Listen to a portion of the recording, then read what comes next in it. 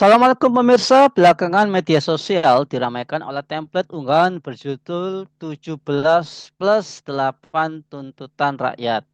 Menyusul masifnya gelombang aksi massa selama beberapa hari ini. Hari Jumat 5 September 2025 merupakan hari terakhir dari tenggat waktu yang diberikan masyarakat kepada pemerintah untuk memenuhi 17 plus 8 tuntutan tersebut.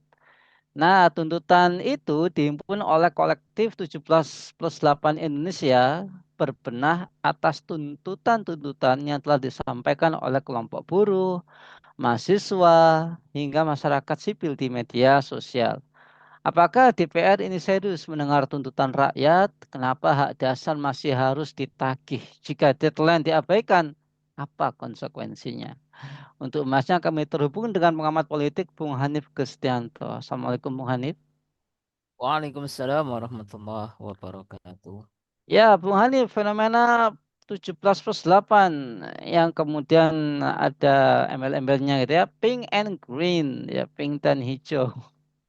Ini tuntutan mereka ini mulai dari investigasi kasus pelanggaran HAM hingga reformasi DPR dan mengapa tuntutan ini dianggap penting untuk disuarakan mahasiswa dan masyarakat sipil, Bung Hanif. Iya, ini menarik ya. Baru kali ini kita mungkin mengasosiasikan 17 plus itu seolah untuk orang-orang yang lebih dewasa ya. Padahal ini tuntutan yang luar biasa gitu ya. Apalagi tuntutan ini juga dalam tenggat waktu 1 minggu. Deadline-nya ini 5 September loh ya. Bahkan nanti makanya ada beberapa mahasiswa, kelompok mahasiswa yang juga akan aksi di 5 September nanti. Dan ini juga tuntutannya lebih spesifik ya. Ada tugas untuk Presiden Prabowo, ya, tugas untuk DPR, tugas Ketua Umum Partai Politik, ya.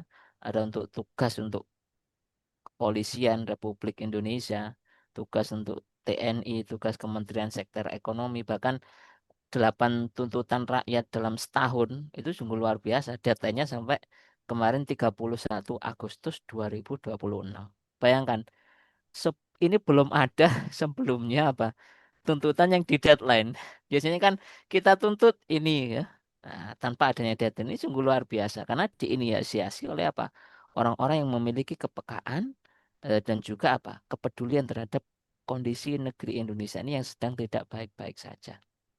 Dan sekali lagi ini juga menjadi apa? Bagian dari cerminan ya, akumulasi keresahan publik yang ditangkap ya oleh influencer, mahasiswa dan beberapa rekan-rekan yang lain ya.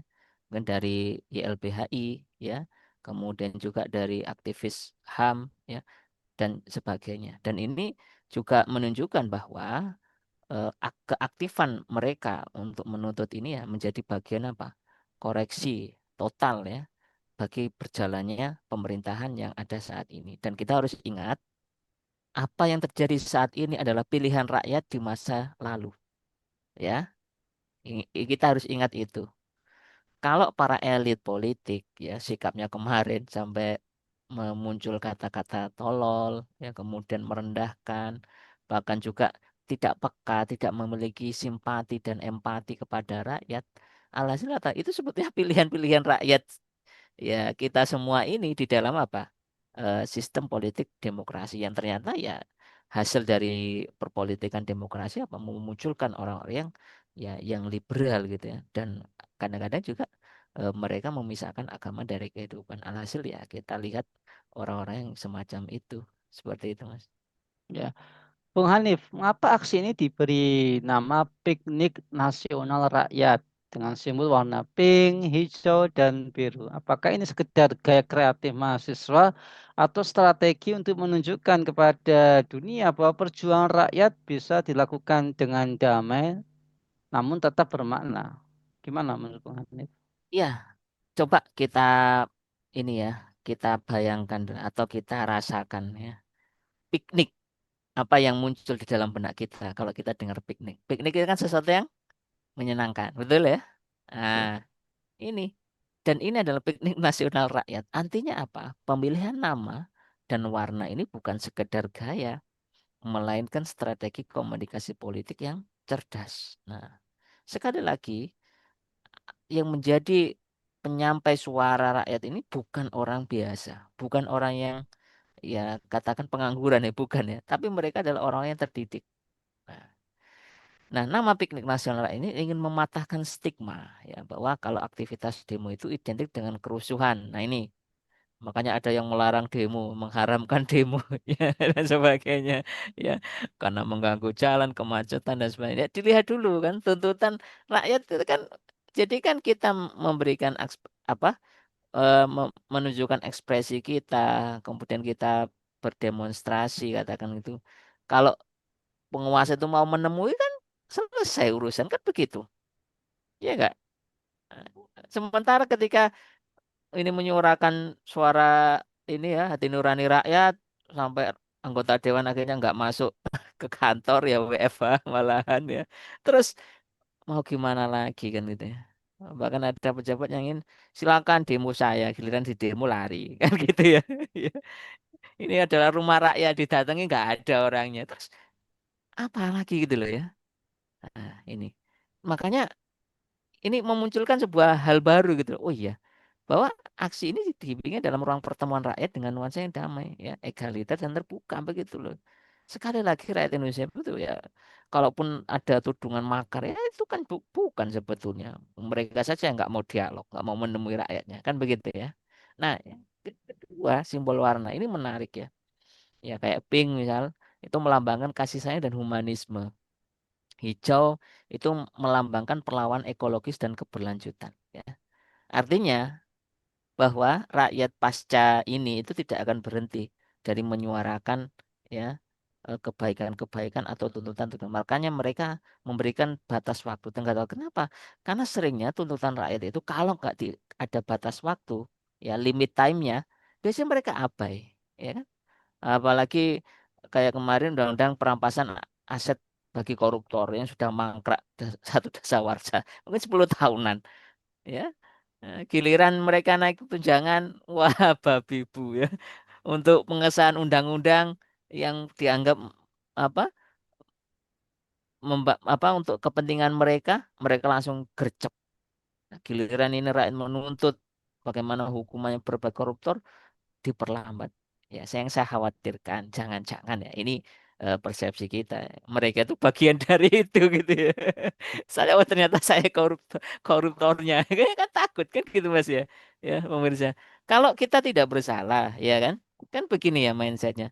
Sebuah aturan atau hukuman itu kan kalau kita tidak melanggar kan ya santai. Kenapa perlu takut kan gitu. Nah, kalau kita takut berarti kita melanggar. Nah, ini yang menjadi artinya apa? Sekali lagi mahasiswa ya maupun entitas kelompok-kelompok yang lain yang kemarin juga saya lihat merupakan masa-masa yang cair ya. Ya meskipun mereka juga ojek online, ternyata kan mereka juga lulusan S1. Ya betul ya. Nah, gitu ya. Banyak jadi ojek online itu bukan berarti kan orang biasa gitu loh ya.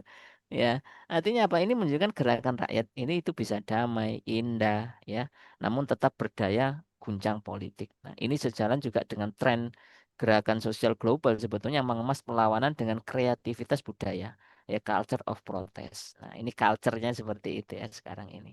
Nah, karena apa? Ya, dianggap dengan kekerasan begini malah apa? Timbul korban, kan begitu ya. Akhirnya yang terjadi apa? Korban kan rakyat. Contoh kemarin, ya katakan ini semoga tidak terjadi lagi ya. Ya, pihak keamanan, kepolisian itu juga rakyat Indonesia. Ya, pihak yang mendemo itu juga rakyat Indonesia.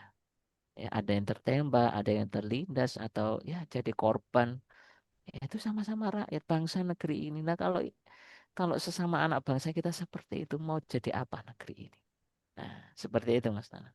Ya, menurut Bung Hanif, apakah tenggat waktu sampai 5 September itu akan dijawab dengan langkah nyata atau justru diabaikan? Nah, kalau memang diabaikan, ya apakah ini akan semakin memperlebar jurang ketidakpercayaan masyarakat terhadap institusi politik? Gimana, Bung Hanif? Ya, saya secara pribadi mengingatkan kepada rakyat di negeri ini, kan begitu ya. Ketidakpercayaan itu sebetulnya bukan ditujukan hanya pada orang, tapi juga pada sistem ini. Kita harus ingat, ya, dalam proses pemilihan kemarin, ya, ya uang itu menjadi beredar begitu luas menjadi bom, ya. untuk membeli suara, ya kita memilihnya akhirnya. Yang terjadi apa? Ya seperti itu, ya. Mereka bukan orang-orang yang ahli, ya ahli dalam politik, hukum atau yang lain. Ya justru mereka ya kadang-kadang ya dari kalangan-kalangan yang mungkin selama ini menghibur kita, entertain kan begitu ya. Jadi ini ngurusin negara itu saatnya serius, malah dibuat bercandaan gitu ya. Karena sebetulnya kita bernegara ini bukan panggung sandiwara gitu ya, atau panggung untuk stand up comedy gitu ya. Tapi ini mengurusi kepentingan rakyat banyak, kan gitu lah ya. Dan kalau ini tidak bisa dijawab sekali lagi, ya ini tenggat 5 September misalnya ya nanti ya, ya ini juga menjadi ujian politik ya untuk DPR dan pemerintah. Artinya apa? Secara realistis ketika pemerintah cenderung menunda atau mereduksi tuntutan karena banyak poin yang menyentuh kepentingan elit, misalnya HAM, oligarki politik, ekonomi, atau revisi undang-undang yang pro investor. Nah, itu yang mereka alami. Dan ketika ini diabaikan, konsekuensinya jelas. Yang pertama, jurang ketidakpercayaan makin lebar. Nah, rakyat menganggap ya atau merasa DPR dan pemerintah itu hanya simbol, ya bukan wakil rakyat, ya kan? Makanya kalau kemewahan mereka mewah, simbol kemewahan, fleksinya sudah itu sudah terwakili. Itu bukan kondisi seluruh rakyat Indonesia. Nah, itu. Yang kedua, resonansi politik berantai. Ya, mahasiswa, LSM, hingga kelompok masyarakat yang kecewa bisa jadi menyatu menjadi kekuatan oposisi sosial. Nah, ini ya. Dan yang ketiga, kerentanan legitimasi ya. Apalagi menjelang tahun-tahun politik berikutnya ya. Setiap pengabaian aspirasi rakyat akan jadi bahan bakar. Delegitimasi elit. Nah, coba ya. Kemarin kan makanya ada beberapa anggota dewan yang dinonaktifkan. Nah, kalaupun mereka nanti mencalonkan ya mungkin tidak akan terpilih lagi ya. Kenapa punya dosa-dosa politik? Dan sekali lagi rakyat juga harus paham bahwa mereka seperti itu karena ya korban dari sistem demokrasi yang memang rusak dan merusak ini gitu loh ya.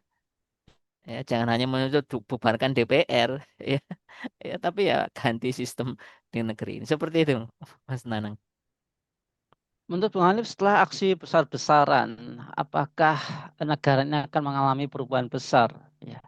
Dan apa masyarakat ini membutuhkan, ya mereka membutuhkan perubahan yang mendasar dalam sistem politik, ekonomi, dan hukum agar Indonesia ini berjalan ke depan lebih lebih baik kan kita udah utak-atik orangnya, udah utak-atik undang-undangnya, tapi kok makin ke sini makin koruptif ya, makin ke sini makin tidak baik ya. Itu sih kata beberapa netizen. Menurut Bung Hanif gimana, Bu? Ya, eh, perubahan sekali lagi ini harus kita samakan dahulu ya persepsi perubahan itu. Ya, perubahan sistem kah atau perubahan rezim ya orang kan begitu ya. Kalau kita sudah bisa mengidentifikasi dengan benar bahwa ternyata ya problem-problem kenegaraan yang muncul itu diakibatkan perubahan sistem, maka sistem ini juga harus dirubah. Tidak sekadar orang. Karena orang biasanya mengikuti sistem, kan begitu ya. Operasionalnya. Siap contoh ya, ketika kita memilih sistem politik demokrasi, maka siapa yang nanti akan membuat undang-undang? Ya tentu mereka wakil rakyat yang terpilih, kan begitu. Nah, ini. Nah, kalau sistemnya sudah salah, ya menghasilkan orang-orang yang salah, kan begitu. Mereka semaunya, kan begitu. Mau naikkan tunjangannya sendiri kah? Ya, itu kan semau-mau mereka, itu ya.